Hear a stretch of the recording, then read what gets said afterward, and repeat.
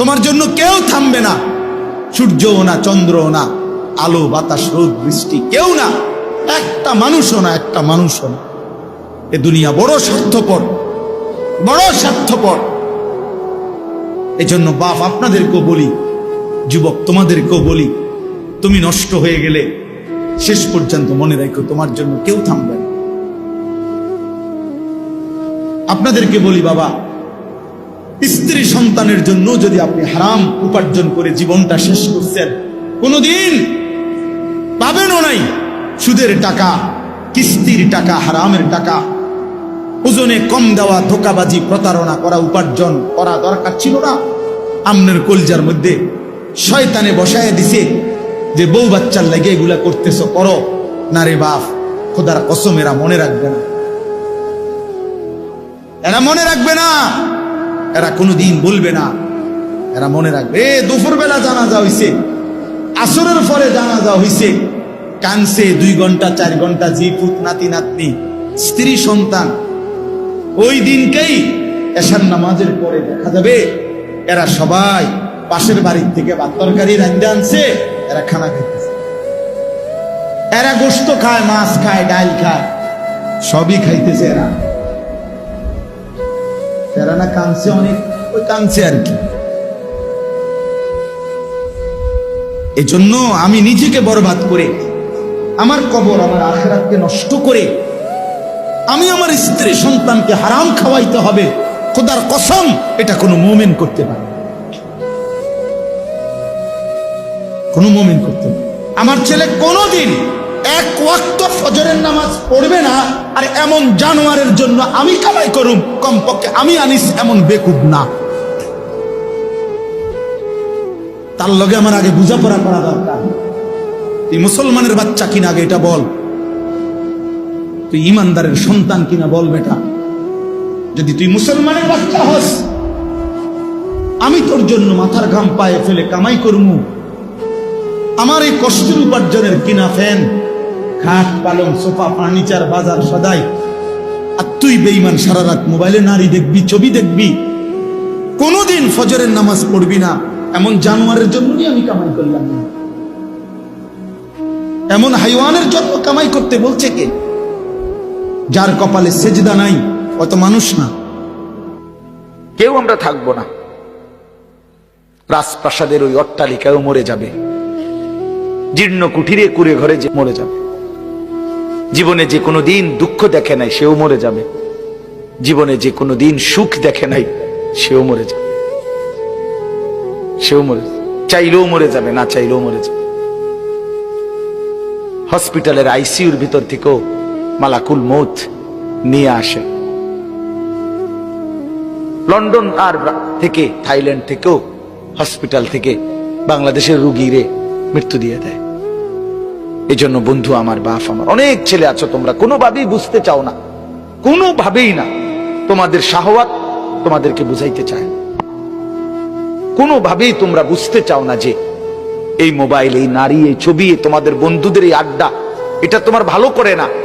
এই কথাটা অনেক ছেলে আছে এত পাষাণ, এত পাষাণ যে তার কলিজাটা এইভাবে আটকাইয়া ফেলছে, এই নাফরমানিটা বুঝেই না, বুঝতে কোন কিছুতে তার ঘাড় নোয়ানো যায় না, সেজদা দেয়।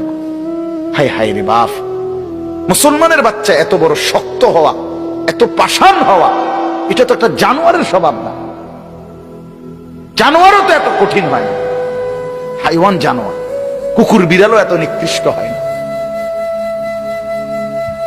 আমি রীতিমতো হুজুর, আমার জিন্দিগি যদি কেউ, আমার মন চায় মাঝে মধ্যে যে মানে এটা গবেষণা করি, মানে পিএইচডি করি এটার উপরে, যে একটা মুসলমানের বাচ্চা 365 দিনের 1 বছরে কোনদিন ফজরের নামাজ পড়ে না, এটা কিভাবে সম্ভব? আমার এটা মন চায় যে এটার উপরে একটা কি করি, বিশ্বাস করুন, মানে এটা কিভাবে, মানে এই কেমন মানুষের বাচ্চা, এই জানোয়ার, এত বড় জানোয়ার কেমনে হইল? আরে তে এত বড় শক্ত হারামি হইল কেমনে? আমার এটা মাথার ধরে না বিশ্বাস। বহুদিন আমি কতজনের কাছে কথা বলছি যে ভাই আমার এটা বুঝে ধরে না, আমি এটা বুঝি না কথা এটা। আরে কিরে কয়, এটা কি ধরনের মুসলমান, এটা কি জানোয়ার? এই জানোয়ারের বাতরান দেখে এই জানোয়ারের ঘরে ঘুমাইতে দেয় কে? তার মা কই, তার বাপ কই? হায় হায় হায় হায়, মুসলমানের বাচ্চা এত বড় অসভ্য কেমনে হইল? কেমনে হইল? আল্লাহ বলেন, আমি আল্লাহকে বাদ দিয়ে যে যেটাকে বন্ধু বানায় নিছ, সে যেন মাকড়সার ঘর বানাইছ। কি বানাইছো? মাকড়সার ঘর। ইত্তাখাযাত বাইতান, যে মাকড়সা ঘর বানালো। আর ওয়া ইন্না আওহানাল বুয়ুত লাবাইতুল আনকাবুত লাউ কানু ইয়ালামুন। আল্লাহ বলেন, আর এটা মনে রাখবা, এটা মনে রাখবা, পৃথিবীর সবচেয়ে দুর্বল ঘর মাকড়সার ঘর। এটা আল্লাহ বলছে। তাহলে আল্লাহকে বাদ দিয়ে 60 বছরে একটা সেজদা, একটা হালাল হারামের কোনো তোয়াক্কা করবে না, নামাজ রোজা বন্দিগির কোনো তোয়াক্কা করবে না, কিস্তি নিয়া, সুদ নিয়া, ঘুষ নিয়া, সিটারি, ধোকা, প্রতারণা, বহু ভাবে দিবা নিশি মেহনত করে 60 বছরে যেই প্রাসাদ, যেই বিল্ডিং সাজাইলা, যেদিন সব রোম স্যাক দিয়া দেখলা আর কোনো কাজ বাকি নাই, টাইলসও লাগানো শেষ, বাথরুমের বদনাড়া পর্যন্ত সেটিং করা হয়েছে, সোফা, খাট, ফার্নিচার সব ঠিক করা হয়েছে, রব্বুল আলামিন বলে মালাকুল মউত এখনই নিয়ে আসবে, যাও। এক নিমিষে 60 বছরের মেহনত উড়ায়, ঠিক না?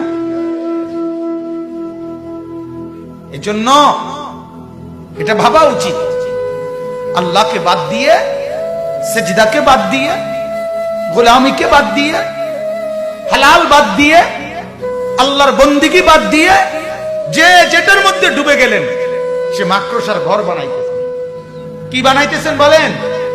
তামসা করতেছেন, তামসা। ওয়ামাল হায়াতুদ দুনিয়া ইল্লা লাহবুন ওয়া লাইব, তামাশা। আল্লাহ বলে দুনিয়ার জীবনটা তামাশা বান্দা, খেলাধুলা, খেলাধুলা। হ্যাঁ, লোকটা বিল্ডিং বানায় আর শাজিম থেকে আমার মালিক যেন হাসতে হাসতে বলে, ওমা কিরে এতে দেখি তামসা না করে, তামসা না করে। কিরে বেটা সেজদা কই? পানি দিতে দিতে বিল্ডিং এ ইট ভিজাইতে ভিজাইতে নামাজের ওয়াক্ত শেষ, আছে না? ইট ভিজাইতে ভিজাইতে নামাজের ওয়াক্ত শেষ। আল্লাহ আমাদেরকে মাফ করে দেন। আল্লাহ তাআলা বলেন আলিফ লাম মিম, 3টি অক্ষরে এর অর্থ আল্লাহ তাআলাই ভালো জানেন। কে ভালো জানেন? এখন যেহেতু সময় নাই এর কোনো ব্যাখ্যা করছি না। ব্যাখ্যা এটাই যে এগুলোর প্রকৃত অর্থ, একমাত্র অর্থ আল্লাহ তাআলাই জানেন। এরপরে আল্লাহ কি বলছে একটু মনোযোগ দিয়া শুনেন, শুধু তরজমা শুনতে হবে। আল্লাহ তাআলা বলেন আহাসিবান নাসু আন ইউতরাকু আন ইয়াকুলু আমান্না ওয়া হুম লা ইফতানুন। আল্লাহ বলেন, ও মানুষেরা, তোমরা কি এই ভেবেছো যে তোমরা শুধু মুখে বলবে আমান্না, আমরা ঈমান আনলাম, আমরা মুমিন, আমি মুসলমান, আমি ঈমানদার। ভোটার আইডি কার্ড দেখেন, ধর্ম ইসলাম লেখা। আমার বায়োডাটা দেখেন, ধর্মের পাশে ইসলাম লেখা। দেখেন নালে নালে এখানে লিখছে কেন? আমি মুসলমান না হলেই লিখছি। কথা বুঝেন? আল্লাহ বলে, তোমরা কি এই ভেবেছো যে তুমি শুধু মুখে বলবা আমি মুমিন, আমি ঈমানদার, আমি মুসলমান, আর ওয়াহুম লা ইফতানুন, আমি আল্লাহর পক্ষ থেকে তোমাকে কোনো পরীক্ষা করা হবে না, এমনিতেই মুখের স্বীকারোক্তিতে, মুখের উচ্চারণেই আমি আল্লাহ তোমাকে ছেড়ে দিব, এই ভাবছো না? আল্লাহ জিজ্ঞেস করছে, তো জবাব দেন যে হ্যাঁ এটাই ভাবছেন কিনা, জবাব দেন না কেন? হ্যাঁ না না একটা কোন। আল্লাহ তাআলা কুরআনুল কারীমের আরেক জায়গায় বলছেন আম হাসিবতুম আন তাদখুলুল জান্নাহ ওয়ালাম্মা ইয়ালামিল্লাহুল্লাযীনা জাহাদু মিনকুম ওয়া ইয়ালামাস সাবিরিন। তোমরা কি এই ভেবেছো যে শুধুমাত্র মুসলমান বললেই আমি তোমাদেরকে জান্নাতে ঢুকায় দেব? অথচ এখনো কারা কারা আমার রাস্তায় দ্বীন ও ঈমান টিকাইয়া রাখার জন্য কি পরিমাণ যুদ্ধ জিহাদ সংগ্রাম, মুজাহাদা, মেহনত, পরিশ্রম কয়ে কদ্দুর করছো এখনো আমি দেখিই নাই। কে কদ্দুর ইসলাম মানার জন্য সবর করছো এটা আমি এখনো দেখিই নাই। এর আগেই তোমার আমি জান্নাত দিয়ে নিব এই নি ভাবছো। আরেক আয়াতে আল্লাহ তাআলা বলেন, আম হাসিবতুম আন তাদখুলুল জান্নাহ ওয়ালাম্মা ইয়াতিকুম মাসালুল লাযীনা খালাউ মিন ক্বাবলিকুম মাসাতহুমুল বাসাউ ওয়াদ-দাররাউ ওয়াযুলজিলু হাত্তা ইয়াকুলার রাসূল ওয়াল্লাযীনা আমানু মা'আহু মাতা নাসরুল্লাহ। আল্লাহ বলেন, আরে কি ভাবলা তুমি? পান খাইতে খাইতে ব্যস্ত যাবে গা, বন খাইতে খাইতে, কাজওয়ানে গপ মারতে মারতে, টেলিভিশন দেখতে দেখতে, এমনি মুসলমান বলতে বললেই এমনি এমনি ব্যস্ত যাইবা গা, গরু জবাই করে। অথচ আমি আল্লাহ তাআলা তোমাদের পূর্বে যত লোক আদম থেকে ঈসা পর্যন্ত ঈমানের দাবি করেছিল তাদের প্রত্যেককে আমি আল্লাহ তাআলা অগণিত কষ্ট, অগণিত পেরেশানি, অগণিত জুলুম এবং নির্যাতনের শিকার তারা হয়েছিল। হাজারো জুলুম, নির্যাতন, কষ্ট, পরিশ্রম এগুলো তাদেরকে উপভোগ করতে, উপলব্ধি করতে, হজম করতে হয়েছে। এই পরিমাণ কষ্ট, ক্লেশ, বিপদ, মুসিবত, পেরেশানি, জুলুম, নির্যাতন, অত্যাচার সহ্য করছে, যার ফলে ওয়াজুলজিলু কাঁপতে শুরু করছে মানুষগুলো। কাঁপতে কাঁপতে কাঁপতে কাঁপতে জুলুম আর অত্যাচারে নিজেদের শরীরের মধ্যে কম্পন শুরু হয়েছে।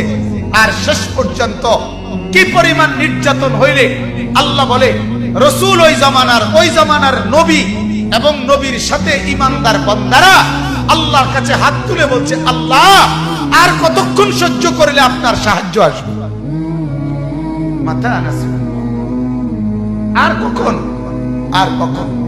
কোরআনুল কারীমের সূরা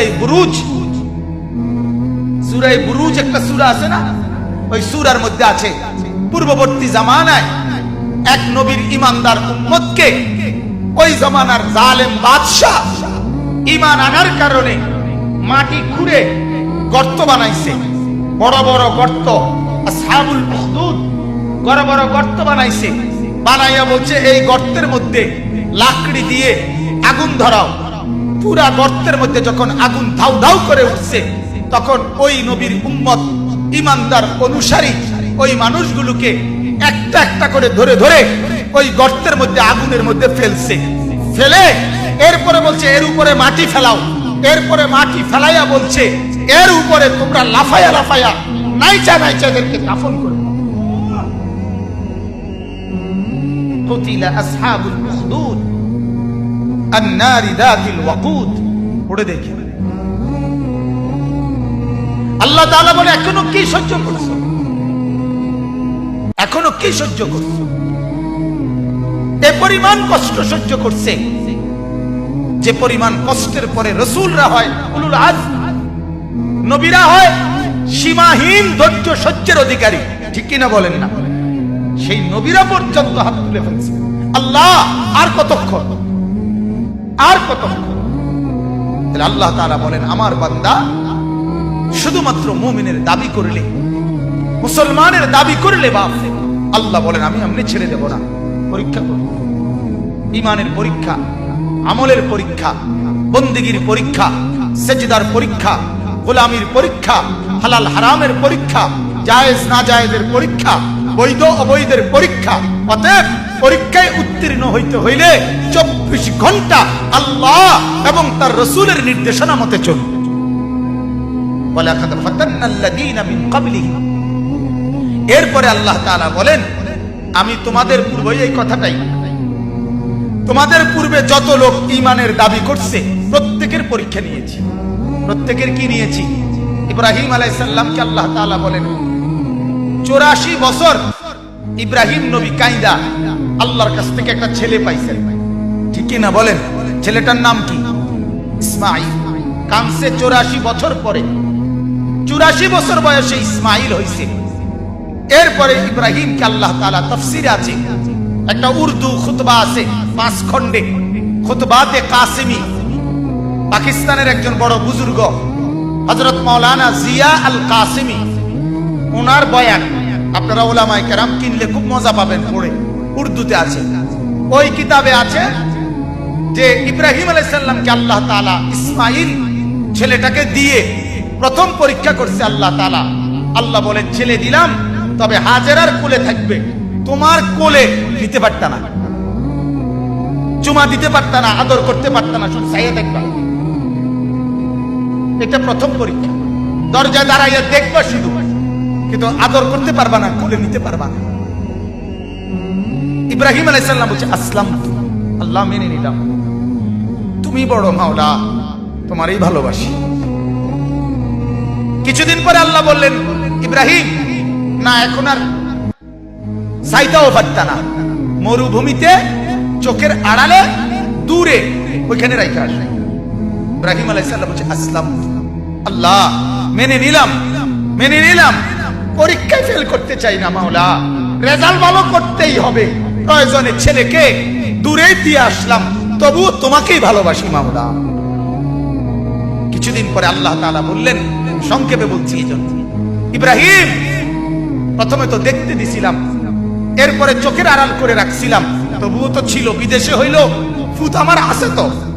অনেক মা কাইন্দা কাইন্দা বলে যাক বউয়ে নিচে গাড়ি, বউয়ের লগে নিচে গাড়ি, মা আমি মার খবর তো রাখে না, আমার ফুত বাচ্চা তো আছে।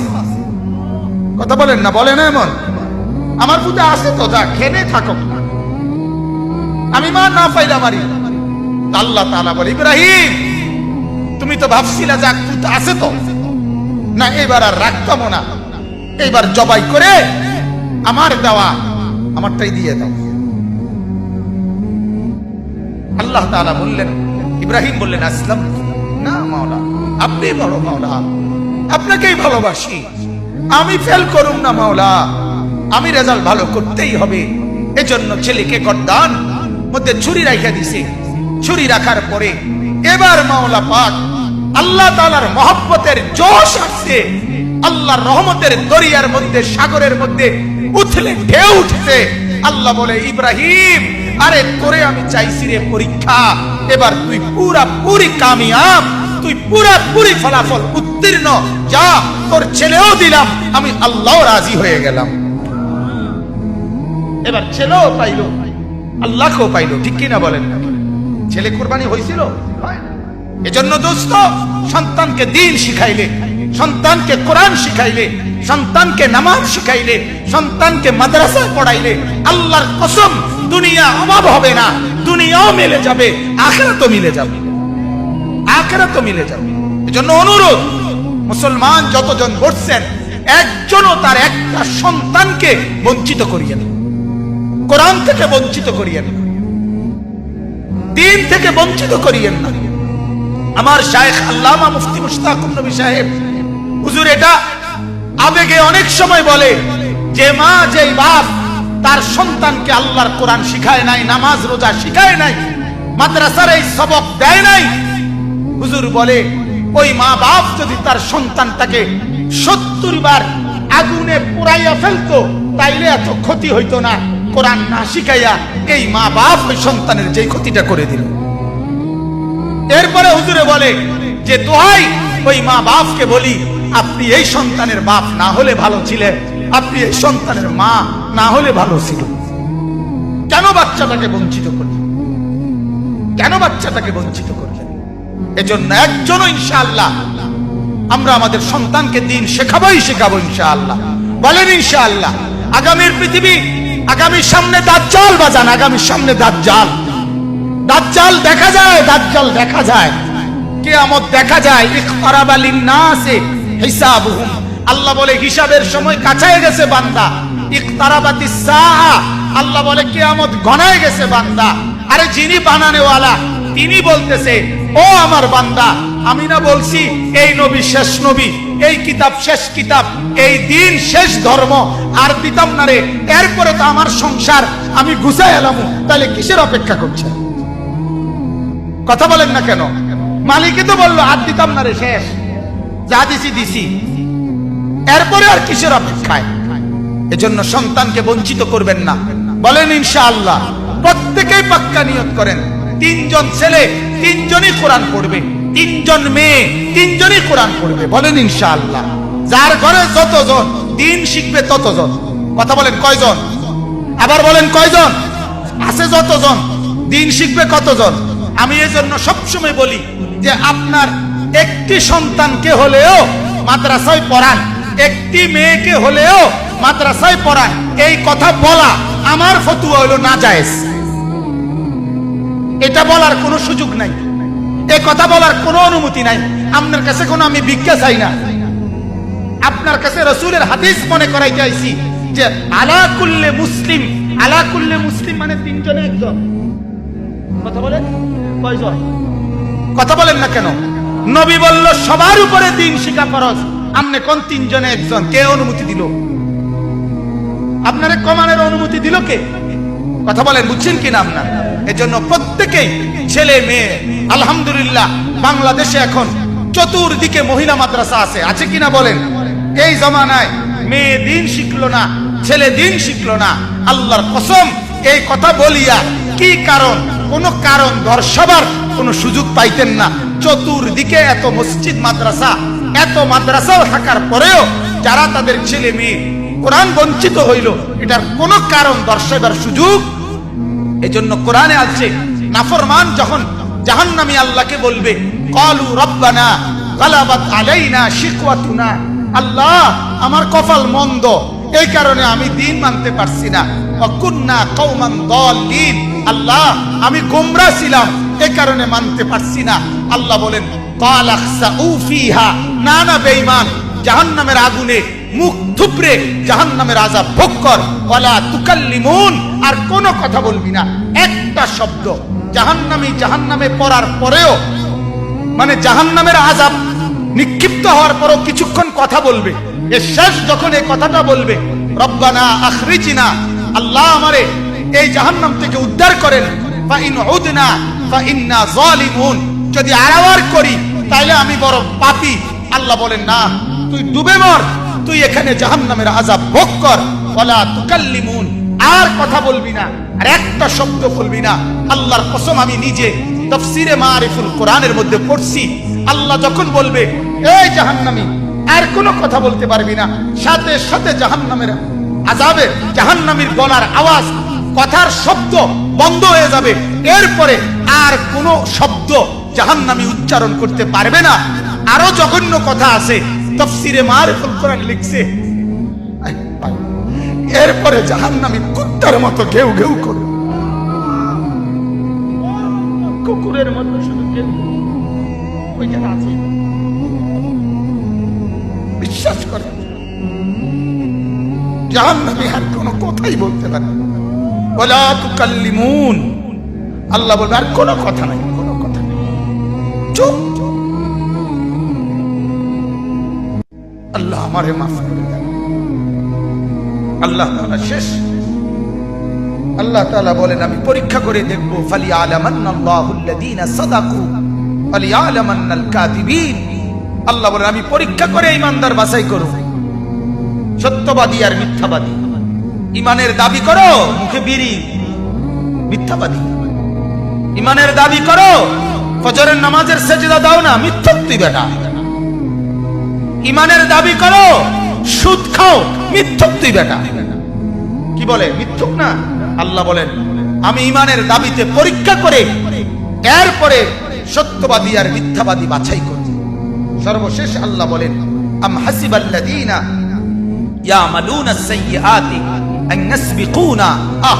আল্লাহ তাআলা বলছে ও তোমরা যারা গুনাহ করছো, নাফরমানি করছো, পাপ করছো, মোবাইলে ছবি দেখছো, উলঙ্গ নাচ দেখছো, একটা সেজদার খবর নাই, একটা নামাজের খবর নাই, দোকানে বসে বসে চা দোকানদারের নামাজ পড়ার টাইম নাই, মুদি দোকানদারের নামাজ পড়ার টাইম নাই, দেড়বুড়ে সিএনজি অটো ড্রাইভার তারও সেজদা করার টাইম নাই, বুট বেচে তারও নামাজ পড়ার টাইম নাই, বাদাম বেচে তারও নামাজ পড়ার টাইম নাই। আল্লাহ তাআলা বলেন ওই নাফরমান তুই কি ভাবছো? আইনাসবিকুনা, তুই আমার চাইতে আগায় গেছো না?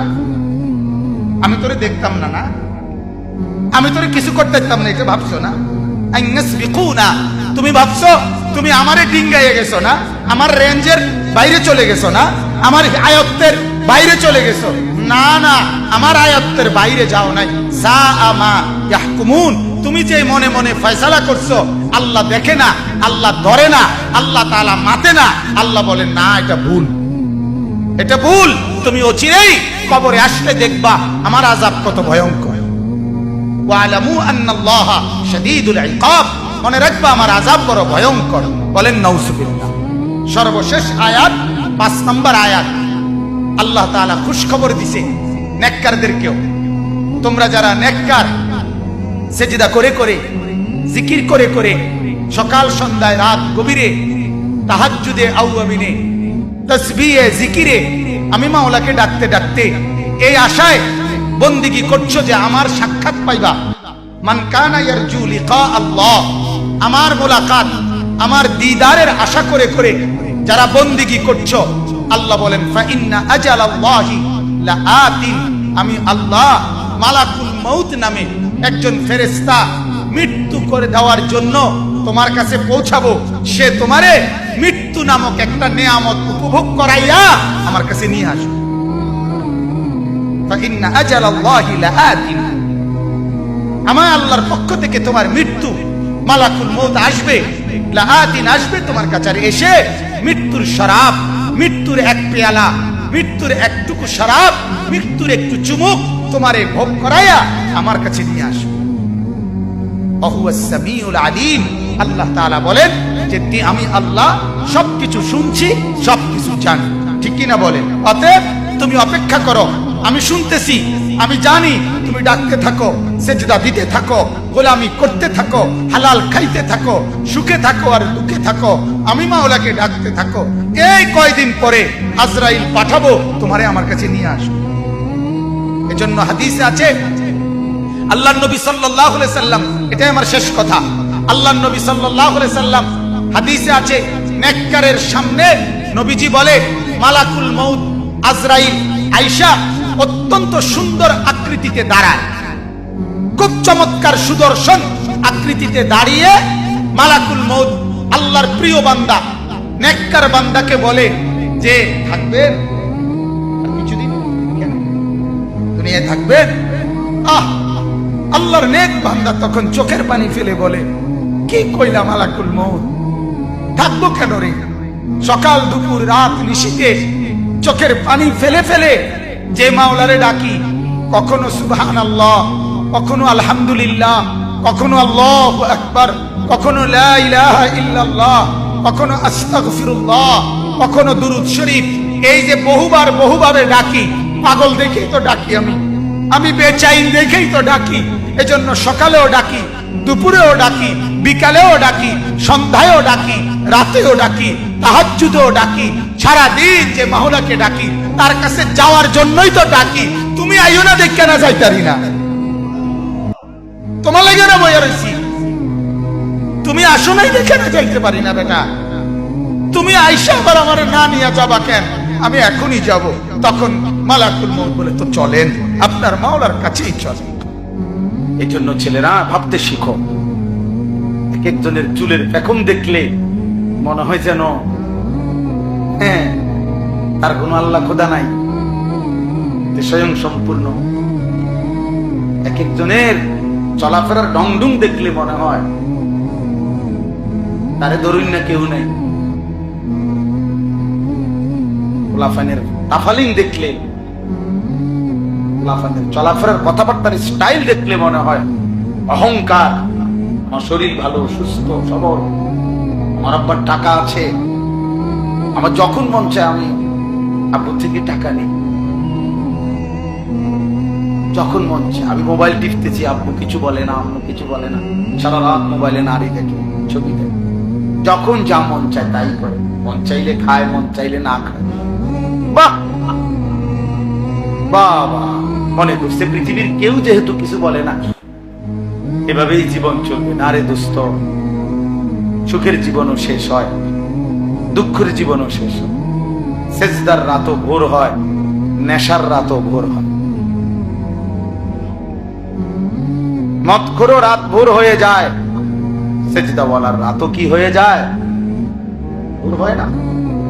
তাহাজ্জুদ নামাজ যে পড়ে তারও ভোর হয়ে যায় মদের আড্ডায়, জুয়ার আড্ডায়, যে রাত কাটায় নারীর আড্ডায়, জিনার আড্ডায়, ওই হাইওয়ানেরও ভোর হয়ে যায়। কারো দুনিয়ায় থেমে থাকে না, কারো না। এজন্য হাসিও ফুরায় যাবে, কান্নাও শেষ হয়ে যাবে। কয়দিন পরে এই ছোট্ট মাসুম বাচ্চাদের ব্যথাও সবাই ভুলেই যাবে। ব্যস্ততার এই দুনিয়ায় কতক্ষণ মনে রাখবে, কে কারে মনে রাখবে? অতএব এই যে আল্লাহ নবী সাল্লাল্লাহু আলাইহি সাল্লাম বললেন, এমন ভাবে বন্দেগী করো যেন আল্লাহকে দেখছো অথবা আল্লাহ তোমাকে দেখছে। এটাই তাসাউফ, এটাই ইসলাহ। এটা তৈরি করতে হয়, মানে এটা শুধু একটা ওয়াজ শুনলে হয় না, দীর্ঘদিন মেহনত করতে হয়। ওলামায়ে কেরামের সাথে, আল্লাহ ওয়ালাদের সাথে, বুজুর্গদের সাথে বারবার শুনতে হয়, আসা যাওয়া করতে হয়, সম্পর্ক করতে হয়, আত্মশুদ্ধির মেহনত করতে হয়। এটা নিয়ম মাফিক ওষুধ আছে, বুজুর্গদের কাছে এটার প্রেসক্রিপশন আছে। কিভাবে একজন মুসলমান, একজন যুবক, একজন নারী, একজন ইমানদার কিভাবে নিজের জীবনটাকে এভাবে গঠন করবে যে যার সারাক্ষণ মনে পড়বে আল্লাহ আমাকে দেখছে, আমি মিথ্যা বলবো। আপনারা অনেকেই শুনছেন না, বুজুর্গরা বলে, কোন আল্লাহওয়ালা বলে তার মুরিদদেরকে বলছে, আগামীকালকে আমার জন্য এমন একটা মুরগি জবাই করে আনবা, এমন জায়গা নিয়া। আমরা শুনছি হুজুরদের ওয়াজে, ছোটবেলায় আমরাও শুনছি যে কেউ না দেখে এমন জায়গা থেকে জবাই করে আনবা। সবাই মুরগি জবাই করে আনছে, একজনে জীবন্ত মুরগি নিয়ে আসছে। তো হুজুর বলছে, তুমি আস্তা মুরগি নিয়ে আসলা, সবাই তো জবাই করে আনছে। তো বলছে, হুজুর মুরগিটা কেউ দেখে না, এমন একটা জায়গার তালাশে, পুকুরের পারে, নদীর ধারে, বাঁশ ধারে, কত জায়গায়, গোপন একাকী জায়গায় অন্ধকারে গেলাম, কিন্তু খোদার কসম হুজুর যখনই যাই, যেখানেই যাই, বারবার মনে পড়ছে আল্লাহ তো দেখছে। আপনি তো বলছেন কেউ দেখে না, এমন জায়গা থেকে জবাই করতে, এমন জায়গা তো পাইলাম, এমন জায়গা তো মনে হইল না কোনো জায়গারে। সব জায়গাতেই তো মনে পড়লো আল্লাহ তো দেখছে। তিনি বলছেন, হ্যাঁ বাবা, আমি তোমারই খুঁজছি। আমি কি খুঁজছিলাম? তোমারই মূলত খুঁজতেছিলাম যে আমার কোন মুরিদটার হালাত এইটা হয়েছে, যে যার সারাক্ষণ মনে পড়ে যে আল্লাহ আমাকে। আনতা আবুদাল্লাহ কাআন্নাকা তারাহু ফাইন লাম তাকুন তারাহু ফাইন্নাহু ইয়ারাক। নবীজি বলেন, এমন ভাবে আল্লাহর ইবাদত করবে যেন তুমি আল্লাহকে দেখছো। আল্লাহর নবী সাল্লাল্লাহু আলাইহি ওয়াসাল্লাম একদিন নামাজ পড়ছিলেন। নবীজি সাল্লাল্লাহু আলাইহি ওয়াসাল্লাম নামাজ অবস্থায় একটু সামনে আগাইলেন, আবার পিছায়া নামাজের জায়গায় দাঁড়ায়া নামাজ শেষ করলেন। সাহাবায়ে কেরাম বললেন, ইয়া রাসূলুল্লাহ, নামাজ শেষে কি হলো আল্লাহর নবী? হঠাৎ করে দেখলাম নামাজের মধ্যে একটু আগাইলেন, আবার পিছাইলেন, কি করলেন? আল্লাহর নবী সাল্লাল্লাহু আলাইহি সাল্লাম বলেন, সাহাবীরা রে, জান্নাতের আয়াত যখন পড়ছিলাম, সরাসরি এই দুই চোখে জান্নাত দেখতে পাচ্ছিলাম, আর জান্নাতের ফলগুলো দেখছিলাম। মনটা চাইছিল আগাইয়া জান্নাতের একটা ফলের ঠোকা ছিঁড়ি। দুনিয়া যেন আবার ফিরে চলে আসলাম। অর্থাৎ এইভাবে দেখছে। এই জন্য আমার শায়েখ আল্লামা মুফতি মুশতাকুর নবী কাসিমি বড় সুন্দর কথা বলছে। হুজুর বলেন যে দুনিয়ার মধ্যে ক্যান্টনমেন্টের মধ্যে সেনাবাহিনী কেউ 20 বছর, কেউ 25 বছর যুদ্ধের প্র্যাকটিস করে প্রতিদিন, এই আশায় যে যেদিন চূড়ান্ত বাস্তবিক যুদ্ধ হবে সেদিন প্র্যাকটিক্যাল দেখবে, প্র্যাকটিক্যাল যুদ্ধ করবে। তো প্র্যাকটিক্যাল যুদ্ধের জন্য প্র্যাকটিস করতে থাকে অনবরত। বুঝেন নাই কথা? তো আল্লাহ তাআলাও যেন বলছে, নবীও যেন বলছে, উম্মত এই দুনিয়ার হায়াতটা আল্লাহকে দেখার প্র্যাকটিস করতে থাকো, প্র্যাকটিস করতে থাকো। মনে হয় যেন দেখছো, মনে হয় যেন দেখছো। একদিন এভাবে যদি করতে পারো, হাসরের ময়দানে রব্বুল আলামিন প্র্যাকটিক্যাল আল্লাহ পাক তোমার দিদার তার তোমারে দেখায় দিবে। বলবে বান্দা দেখো, এবার প্র্যাকটিস করছো বহুদিন, আজ সরাসরি দেখো। আজ তুমি আমাকে দেখো, আমি তোমাকে দেখি। ইলা রাব্বিহা নাযিরা। আল্লাহ তাআলা বলছে বান্দা জান্নাতে সরাসরি আমি রব্বুল আলামিনকে দেখবে। খালাস, কথা শেষ। তাইলে এইখানে আমি এই দুইটা আমল বলছি। একটা আমল হলো রাত্রি জেগে তাহাজ্জুদ পড়া, বিশুদ্ধ কোরআনুল কারীম তেলাওয়াত করতে থাকা। এই দুই আমলের বরকতে তাফসীরে লিখছে বুজুর্গানে দ্বীন বলছে, এই দুইটি আমল যার মধ্যে থাকবে, একটা হলো যে রাত্রিবেলা গভীর রজনীতে কিছু নফল ইবাদত নামাজ বন্দিগি করার চেষ্টা করে, আর যে ব্যক্তি লম্বা কোরআনুল কারীম বিশুদ্ধ তেলাওয়াত করার ফিকির করে, কোরআন তেলাওয়াত করতে থাকে, আশা করা যায় এই দুইটি আমলের বরকতে আল্লাহ তাআলা তার অন্তরের মন্দ চরিত্রগুলো দূর করে দিবে। আশাদ্দু ওয়াতআন, এগুলা নফসকে দমন করবে, অন্তরের মন্দ অভ্যাসকে দূর করবে। এজন্য আজকের এই ইসলাহি মাহফিলে এই দুইটি আমলের গুরুত্ব দিলাম। আল্লাহ যেন আমাকেও তৌফিক দেয়, আপনাদেরকেও যেন তৌফিক দেয়। চেষ্টা করবেন রাত্রিবেলা সময়টাকে বন্টন করে। হিসাব লাগান, 11টায় শুইলেন, 4:50 ফজরের নামাজের জামাত, তো 12টা, 1টা, 2টা, 3টা, 4টা, 4:50 ধরেন প্রায় 6 ঘন্টা। তো এর মাঝামাঝি কোন একটা সময় শরীর স্বাস্থ্য অনুপাতে দেখেন একটু সময়, আধা ঘন্টা, 20 মিনিট, 40 মিনিট আবার জেগে আল্লাহর ইবাদতের জন্য তাহাজ্জুদ নামাজের সেজদা, তেলাওয়াত, দোয়া, কান্নাকাটির জন্য একটু সময় বের করা। তাইলে আল্লাহ তাআলা অন্তর পবিত্র করে দিবে, মন্দ অভ্যাস থেকে বেঁচে থাকা সহজ হবে। আল্লাহ তাআলা আমাদেরকে কিয়ামুল লাইল, তিলাওয়াতুল কোরআন, এই দুই নিয়ামত দান করেন। দারুল উলুম মাদ্রাসা আল্লাহ তাআলা কবুল করেন। হযরত মাওলানা আবু তাহের সাহেব দামাত বারাকাতুহুল আলিয়া, আল্লাহ তাআলা তাকে হায়াতে তাইয়্যিবা আফিয়া দান করেন। ছেলেরা বাপ, তোমার ঘরে শক্ত করে বললাম বাবা, মাকসাদ তো এটাই ভাইয়া, নামাজ পড়ো, নামাজ পড়ো, নামাজ পড়ো, নামাজ পড়ো। কিশোর নওজোয়ান, নামাজ পড়ো, আল্লাহকে চিনো ভাইয়া, দিন শিখো, অল্প হোক। স্কুলে পড়ো মানা নাই, কলেজে পড়ো মানা নাই, যেখানেই পড়ো মানা নাই, কিন্তু আল্লাহকে ভুইলো না, নামাজকে ভুইলো না। 2 রাকাত নামাজ ঠিক করো, 10টা সূরা ঠিক করো, ওযু গোসল ঠিক করো। কিছু বয়স্ক লোক আছে এমন গোয়ার, যে মানে বুঝে যে ওনার সূরা অশুদ্ধ, দোয়া কালাম অশুদ্ধ, কিন্তু দুনিয়া কোন কথা দিয়া ওনাকে এটা বুঝানো যায়। কোন ইবলিস ওনাকে কলিজার ভিতরে বুঝাই দিচ্ছে যে অসুবিধা নেই, আল্লাহ ভরসা, এই যে এরম ভরি এরম, এটা অন্য কেউ বুঝাই দিচ্ছে তার কলেজে, যে মাইতো না চাই হুজুরা কই কই, আল্লাহ ভরসা। এখন আল্লাহ বলছে কিনা আপনারা বলেন, যে আল্লাহ যদি বলে, আপনারা শুনছেন আল্লাহ বলছে যে বান্দা তুমি ভুলের উপরে, মিথ্যার উপরে, ভুলের উপরে মৃত্যু পর্যন্ত থাকো, আমি ভরসা, এটা আল্লাহ বলছি। তো তো আমাদের কে ভরসা দিল? আপনার এই ভরসাটা দিল আফসুসের ব্যাপার, আফসুসের ব্যাপার। 60 বছর 50 বছর হয়ে গেছে, এই কথাটুকু বোঝে না যে আমার সূরা, আমার কেরাত, আমার দোয়া, আমার তাসবিহ, আমার আত্তাহিয়াতু, আমার দুরূদ শরীফ, আমার দোয়া। ওই ছেলেরা হয়তো এখন ঢুকো, পরে যে সময় একটা পোটলা দিব ওই সময় ঢুকো না। আসো, এখন আসো,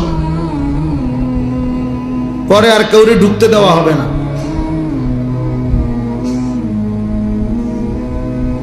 হ্যাঁ, কিছু খবর নেয়, মনে করেন কিছু আছে খবর নেয়, কিছু দিবনি। এবার যদি রাত 2টাও বাজে ঘুরবো, বুঝলেন? যদি রাত 2টাও বাজে, সারা রাতও লাগে, তারপরও ঘুরবো। আফসুস, মানে জীবন মানেই শুধু এই দুটো বিরিয়ানি, এক প্লেট খিচুড়ি, দুইটা জিলাপি, এই জীবন। আবার আগের মতো তামাশা, আগের মতো বেনামাজি জিন্দিগি, আগের মতো অসভ্যতা। আসলো কেন পৃথিবীতে? মরবেই বা কেন? করবেই কি? কিচ্ছু জানে না, কিচ্ছু জানে না। আফসুস হয়েছে ওই জীবনের উপরে, আফসুস যে জীবন জানে না আমি আসছি কোত্থেকে, আমার করণীয় কি, কেন আসলাম, কি করছি। জীবনের যার কোনো লক্ষ্য উদ্দেশ্য নাই, গন্তব্য নাই, মঞ্জিল যে চেনে না, আমি যাব কোথায়, পৌঁছবো কোথায়, থামবো কোথায়, এটা যার মধ্যে জানা নাই, ওই বাস্তবিক অর্থে মনে রাখেন ওই কোনো মানুষ, ওই জন্তু জানোয়ার। কোরআন বলছে ওকে জানোয়ারই বলছে। জানোয়ারেরই কোনো নির্দিষ্ট টার্গেট নাই, তার দরকারও নাই। টার্গেট দিয়ে করবো কি? কোন গরু, ছাগল, কুকুর, বিড়ালের টার্গেট দিয়ে করবে কি? তার তো কোনো হালালও নাই, হারামও নাই, জায়েজ না জায়েজ কিছু নেই। তার জন্য কোনো বিধান নাই, দিন নাই, শরীয়ত নাই। কিন্তু ইনসানের জন্য বিধান আছে, হালাল হারাম আছে, জায়েজ না জায়েজ আছে, করণীয় বর্জনীয় আছে। কারণ তার জন্য আখিরাত আছে, তার জন্য হিসাব আছে, তার জন্য বিচারের মাঠ আছে, তার জন্য আমলনামা প্রস্তুত হচ্ছে, তার আমলনামা মিজানের পাল্লায় ওজন হবে, তাকে ফুলসেরাত পার হইতে হবে, তাকে জান্নাত কিংবা জাহান্নামে যেতে হবে। এটা গরু ছাগলের নাই, এটা জন্তু জানোয়ারের নাই। তাইলে সোজা হিসাব, যে তার হালাল হারাম বুঝে না, জায়েজ না জায়েজ বুঝে না, করণীয় বর্জনীয় বুঝে না, তো সে বাস্তবিক অর্থে কোনো মানুষ, সে জানোয়ার, সে হাইওয়ান, যার মধ্যে কোনো তামিজ নাই, মানে পার্থক্য শক্তি নাই, পার্থক্য শক্তি। তাইলে বাবা বলতেছিলাম আল্লাহর ঘর মসজিদের কথা বলছি। মসজিদের আজমত জরুরি, মসজিদে জুমার বয়ান গুরুত্বপূর্ণ, মসজিদের ইমাম সাহেবকে সম্মান করা খুব গুরুত্বপূর্ণ, মুয়াজ্জিনকে সম্মান করা খুব গুরুত্বপূর্ণ। মসজিদের একটা জুতার বাক্স, মসজিদের বালু, মসজিদের একটা মোমবাতি অনেক সম্মানিত, এটা মসজিদের। আমরা কোরআন হাদিসের ভাষায় বলে নিসবতের কারণে দামি হয়, মানে সম্বন্ধের কারণে দাম। ইট বালু পাথর সিমেন্টের একটা ঘর এমনিতে শুধু ছিল ঘর, কিন্তু যখন এটা সিদ্ধান্ত হলো যে এটা আল্লাহর ঘর, এই আল্লাহর এই শব্দটা যখন এই ঘরের সাথে লাগলো তো এটা দাম। কি বলেন? এটা নিসবতারি, মানে সম্বন্ধ কিসের সাথে মিলল, ওইটার কারণে দামি হয়, ওটার কারণে দামি হয়। এমনিতে একটা কাপড়, এটা কাপড়, কিন্তু যখন এটারে বলে যে এটা কোরআন শরীফের গিলাফ, তো এটা দামি, দামি। তাহলে সম্বন্ধ, নিসবত, এর কারণে দামি। তো মসজিদ আল্লাহর ঘর, অতএব এটা নিঃসন্দেহে দাম, এটা দাম, এটা অনেক দাম। আমরা এই জন্য ইনশাআল্লাহ মসজিদের জন্য সবার কাছে অনুরোধ, মসজিদে নামাজ পড়া, জামাতকে ঠিক মতো আদায় করা, মসজিদে আন্তরিকতা রাখা, ভালোবাসা, এটা যেন সবার মধ্যেই থাকে। এই পদ পদবী, মূল্যায়ন অবমূল্যায়ন এর কোনো বিষয় নেই।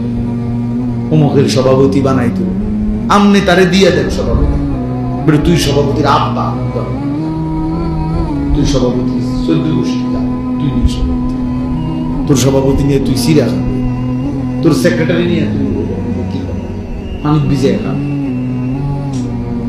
হ্যাঁ, আল্লাহ তাআলা আমাদেরকে বুঝতে হবে। আখিরাতে ইন্নাল্লাহা লা ইয়ানজুরু ইলা সুওয়ারিকুম ওয়ালা ইলা আজসামিকুম, নবী সাল্লাল্লাহু আলাইহি ওয়াসাল্লাম বলেন হাসরের ময়দানে নিশ্চয়ই আল্লাহ তাআলা তোমাদের চেহারা দেখবেন না, তোমাদের শরীর দেখবেন না, ওয়ালাকিন্নাল্লাহা ইয়ানজুরু ইলা কুলুবিকুম ওয়া আমালিকুম, বরং আল্লাহ তাআলা তোমাদের দিল দেখবেন এবং তোমাদের আমল দেখবেন। দিল দেখবেন আর কি দেখবেন? আমল দেখবেন। এর ভিত্তিতে আল্লাহ তাআলা ফয়সালা করবেন। এজন্য বাপ ও দুনিয়া বিয়ে সমস্ত পদ পদবি দিয়ে কিচ্ছু আসে যায় না, বরং মসজিদের প্রতি হৃদয়ের টান। এজন্য আমার আখিরাতের জন্য আমি নামাজ পড়বো, সেজদা দেব, মসজিদে আসব, মসজিদের খেদমতে থাকব, মসজিদে বেশি বেশি যাওয়ার চেষ্টা করব, এটা আমার আখিরাতের জন্য। হাদিসের মধ্যে আছে বাশশিরিল মাশাঈন ফি যুলামি ইলাল মাসাজিদ বিন-নূরিত তাম্মি ইয়াউমাল কিয়ামা। আজীব হাদিস। নবী সাল্লাল্লাহু আলাইহি সাল্লাম বলছে, অন্ধকারের মধ্যে, মানে এশার নামাজ এবং ফজরের নামাজ, অন্ধকারের মধ্যে যারা বেশি বেশি মসজিদে গমন করে, হে নবী, কিয়ামতের দিন ফুলসিরাতের গোড়ায় তাদের জন্য পরিপূর্ণ আলোর সুসংবাদ দান করবে। বিন-নূরিত তাম, পূর্ণ আলো। মানে হাদিসের মধ্যে আছে ফুলসিরাত 30,000 বছরের রাস্তা, যেটা সকলকে পার হইতে হবে। ওয়া ইম মিনকুম ইল্লা ওয়ারিদুহা, আল্লাহ তাআলা কোরআনে বলছে এমন কেউ হবে না যাকে এটা পার হতে হবে, সে নবী হোক, সে ওলি হোক, আর সে কাফের হোক, মানে অনুগত অবাধ্য, সকলকে এটার উপরে কি করতে হবে? পার হইতে হবে, পার হইতে হবে। তো এই 30,000 বছরের রাস্তার যে ফুলসিরাত, এটা নবী সাল্লাল্লাহু আলাইহি সাল্লাম বলছে এটা অন্ধকার থাকবে, একেবারে অমাবস্যার ঘুটঘুটে অন্ধকার। প্রত্যেক মুমিনের ঈমানের সাথে তার আমলের পরিমাণ অনুপাতে ওই ফুলসিরাতের গোড়ায় যখন যাবে, প্রত্যেক ঈমানদারের, ঈমান শর্ত, প্রত্যেক ঈমানদারের তার আমলের পরিমাণ অনুপাতে ওই গোড়ায় গেলে আল্লাহর কুদরতে তার জন্য ওই পরিমাণ আলো জ্বলবে। এই জন্য সবার আলো একরকম হবে না, আলগা লাইট নেই, আপনারটা আপনার আলো, আমারটা আমার, আপনারটা আমার। এই ক্ষেত্রে নবীজি সাল্লাল্লাহু আলাইহি ওয়াসাল্লাম বলছেন যে অন্ধকারের মধ্যে, মানে এশার নামাজ এবং ফজরের নামাজ, এই দুই নামাজ অন্ধকারের নামাজ নাকি? কথা বলেন। এশার নামাজ তো পুরা অন্ধকার, আর ফজরের নামাজ আবসা অন্ধকার। এই দুই অন্ধকারের মধ্যে যে মসজিদে যায় বেশি বেশি, আল্লাহ নবী সাল্লাল্লাহু আলাইহি সাল্লাম বলেন ফুলসিরাতে তার জন্য পূর্ণ আলো জ্বলে। 30,000 বছরের রাস্তা পূর্ণ আলো নিয়ে সে পার হতে পারে। এজন্য এশার নামাজ এবং ফজরের নামাজ খুব গুরুত্বপূর্ণ। এশার নামাজ এবং ফজরের নামাজ যারা আদায় করে না, রাসূলুল্লাহ সাল্লাল্লাহু আলাইহি ওয়াসাল্লাম তাদেরকে বলছেন মুনাফিক। একেবারে স্পষ্ট বুখারীর হাদিস। ওই অপদার্থ হলো মুনাফিক, যে অপদার্থ এশা এবং ফজরের নামাজ পড়ে না। এই দৃষ্টিতে আপনাদের আমাদের অসংখ্য সন্তান, অসংখ্য মুসলমান যারা প্রতিনিয়ত ফজরের নামাজ পড়ে না, এদেরকে বলে রাখেন যে প্রত্যেকেই যেন ভোটার আইডি কার্ড, জন্ম নিবন্ধন সনদ এবং পাসপোর্ট, যেখানে ধর্মের পাশে ইসলাম লিখছে, এটা যেন চেঞ্জ করে, বরং এটা যেন শুধরাইয়া লিখে নেয়, এফিডেভিট করে যে আসলে আমি মুসলমান নাই, মুনাফিক। কেন? আমি ফজরের নামাজ পড়ি না, ফজরের নামাজ পড়ার জন্য কোনো প্রস্তুতিও নাই, আমার মানসিকতাও নাই। এমন অসংখ্য জানোয়ার আছে, হাইওয়ান আছে, যে হাইওয়ানের কলিজার ভিতরেও খোদার এক বছরে 365 দিনে কোনদিন এই জানোয়ার বলতে পারবে না ফজরের নামাজ কাকে বলে। এটা আস্তা জানোয়ার, আস্তা জানোয়ার, এটা পুরাটা জানোয়ার, পুরাটা জানোয়ার। এটা মানুষ নামের পশু ছাড়া আর কিছু না। 365 দিন নাফরমান, তুই মানুষের বাচ্চা বেটা, কোনদিন ফজরের নামাজ পড়বি না। এত বড় বেহায়া বেশরম মুসলমান হয় কি? এত বড় নিকৃষ্ট মানুষ মুসলমান হবে? মুনাফিক। আল্লাহ রাসূল বলছে বেটা, নবী বলছে মুনাফিক, এটা আস্তা মুনাফিক। আর মুনাফিক সমস্ত বেঈমানের মধ্যে সবচেয়ে নিকৃষ্ট হলো কে? যত লোক আল্লাহর নাফরমান, তার মধ্যে মুনাফিক হলো সবচেয়ে নিকৃষ্ট। হযরত আব্দুল্লাহ ইবনে ওমর হাদিসে আছে, নবীজির বিখ্যাত সাহাবী আব্দুল্লাহ ইবনে ওমর রাদিয়াল্লাহু তাআলা আনহুমা, তিনি বলছেন নবীজির জামানায় আমরা মুনাফিক চিনতাম এশা এবং ফজরের জামাতে অনুপস্থিতি দেখে। হাদিস এটা। উনি বলেন আমরা চিনতাম মুনাফিককে আমাদের মাঝে, আমরা খুঁজতাম, বুঝতাম ফজর এবং এশার নামাজে অনুপস্থিত হতো। এই জন্য হযরত আব্দুল্লাহ ইবনে মাসউদ বলে যে রাসূলের জামানায়, সাহাবাদের জামানায় লজ্জায় শরমে যাতে দাগ না পড়ে যায়, চিহ্নিত হয়ে না যায়, এজন্য মুনাফিক যারা মুনাফিক ছিল বাস্তবিক অর্থে, তারাও রাসূলের জামানায় ফজরের নামাজ মিস করতো না, কারণ মিস করলে তো মানুষ কইবে মুনাফিক। অথচ সে বাস্তবিকে কি মুনাফিক, কিন্তু মানুষ যাতে তারা না চিনে, না বুঝে, এই জন্য কি করত, আমার মুসলমান নামধারী এই হাইওয়ান মুসলমানের বাচ্চা, আর বাপ মুসলমান, তার বোন মা মুসলমান, জানোয়ার একদিনও ফজরের নামাজ পড়ে। বাপেও বেটকা হেবটা বইয়া বইয়া বিড়ি গা চা দোয়ানে গপ মারে। আল্লাহর রহমতে আমনের দোয়ায় জিফুত একটা লাইন হইছে, কিটা লাইন হইছে, টেয়া ভাড়ায় বিদেশ লাইন হইছে। টেয়া ভাড়াইলে বুঝি লাইন হয়, হ্যাঁ, বিদেশ গেলেই বুঝি জিফুত লাইন হয়ে গেছে। এটা বুঝি কত হইল। আর আমরা যারা দেশে সিরিয়া খাই, এটা বুঝি কথা হইল। বিদেশ যাওয়া নিষেধ না, এটা গুনাহ, এটাও বলি না, কিন্তু এটা বুঝি এটা কথা হইল যে আল্লাহর রহমতে তারা 3 জন এখন একটা লাইনে পড়ছে, টেহা রোজগার, টাকা রোজগার করে, এবারে খুশি, মানুষের গপ মারে চা দোয়ানে বইয়ে বই, হ্যাঁ, লম্বা লম্বা কথা, লম্বা লম্বা, ভালো খাইতে পারতেছে, শেষ বয়স, আপেল খায়, মালটা খায়, চা খায়, গম খায়, গপ মারে, আর কি বাজার হইতে আছে, খাইতে আছে, ফুতে টেয়া ফাটাইতে আছে। হালাল হারাম এত কিছু তো অনেক সময় আছে, হালাল না হারাম সেটা দরকার কি, আমার দরকার টাকা, আমার দরকার বাতে না। আস্তাগফিরুল্লাহ, আস্তাগফিরুল্লাহ।